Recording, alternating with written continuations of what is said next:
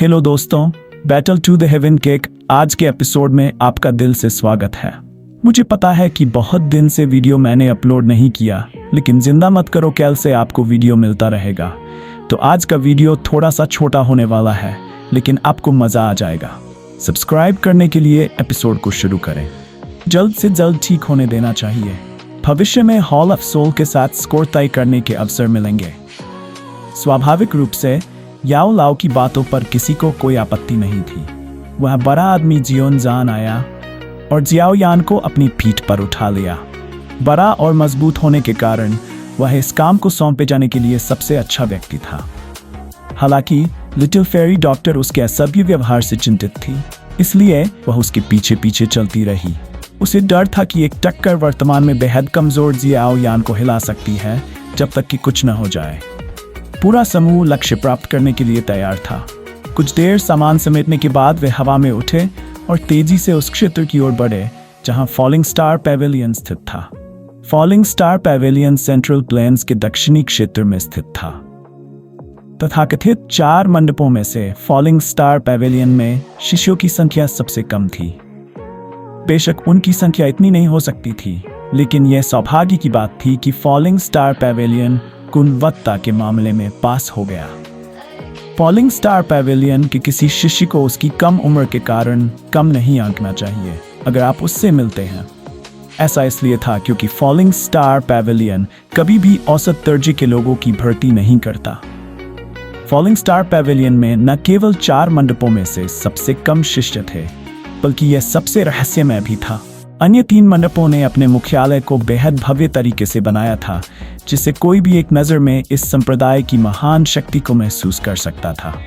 हालांकि falling star pavilion अलग था।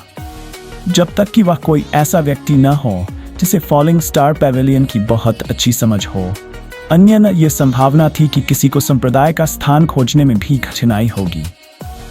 इस कारण फॉलिंग स्टार पैवेलियन में अन्य लोगों के दृष्टिकोण से एक अतिरिक्त रहस्यमयी भावना थी। पिल क्षेत्र दक्षिणी क्षेत्र से सबसे अधिक दूरी पर था। याओ लाओ के समूह की गति के बावजूद उन्हें दक्षिणी क्षेत्र की सीमा में प्रवेश करने में लगभग आधा महीना लग गया था। उसके बाद दक्षिणी क्षेत्र में स्काई स्टार पर्वत श्रृंखला के बाहरी क्षेत्र में पहुंचने के बाद रुकने से पहले उन्हें 7 से 8 दिन और लगे। Falling star pavilion sky star mountain range के भीतर स्थित है। ये जगह थोड़ी अनोखी है। अगर किसी के पास प्रवेश का कोई विशेष तरीका नहीं है, तो एक कुलीन डूजुन भी इसमें प्रवेश नहीं कर पाएगा। फेंग जुनजे ने भी राहत की सांस ली, क्योंकि उसने जानी पहचानी हरी भरी पर्वत श्रृंखला को देखा। उसने अपना सिर घुमाया और थके हुए लिटिल फेरी डॉक्टर के समूह से मुस्कुराते हुए बात की। स्काई स्टार पर्वत साल हो गए हैं जब से मैं इस जगह पर नहीं आया हूं। याओ लाओ ने निरंतर पर्वत श्रृंखला को देखा और आह भरी। फॉलिंग स्टार पैवेलियन की स्थापना हम दोनों ने मिलकर की थी। हालांकि आप एक अनुपस्थित नेता बन गए हैं। सब कुछ मैंने ही किया था। इसकी वजह से मैं उस समय बहुत बुरी स्थिति में पहुंच गया था।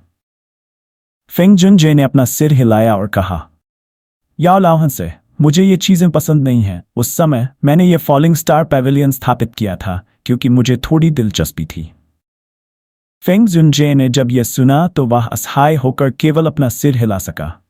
इसके बाद उसने मुड़कर सभी की ओर हाथ हिलाया। इसके बाद वह तेजी से पर्वत श्रृंखला की ओर भागा। लिटिल फेरी डॉक्टर और बाकी लोग उसके पीछे पीछे चल दिए। समूह ने इस विशाल पर्वत श्रृंखला में 10 मिनट से अधिक समय तक उड़ान भरी, इससे पहले कि सामने वाले फेंग जुनजे ने आखिरकार धीरे धीरे रुककर देखा।